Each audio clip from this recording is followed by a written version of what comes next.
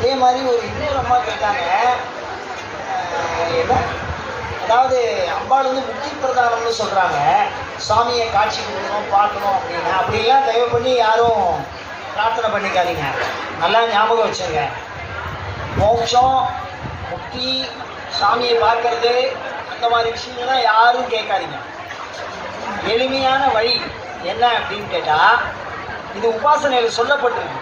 இப்போ சில கேள்விக்கு பெரிய ஆட்கள் கேட்டால் சில பதிலாக சொல்ல முடியும், சில பதிலாக என்ன சொல்ல முடியாது. பாத்தியாற்ற பையன் கணக்கு சம்பந்தமாக சந்தேகம் கேட்டால் அது பரவாயில்ல, உனக்கு எவ்வளவு சம்பளம், போனஸ் எவ்வளவு அப்படின்னு கேட்டால் பையன், அந்த மாதிரி சில கேள்விலாம் அம்பாட்ட போகக்கூடாது.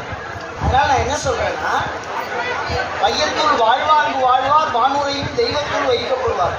அதனால் குடும்பத்தில் இருக்கிற அனைத்து க்ஷேமத்துக்காகவும் மாத்திரம் வரங்க, எல்லாத்தையும் அனுபவிக்கணும்னு கேளுங்க.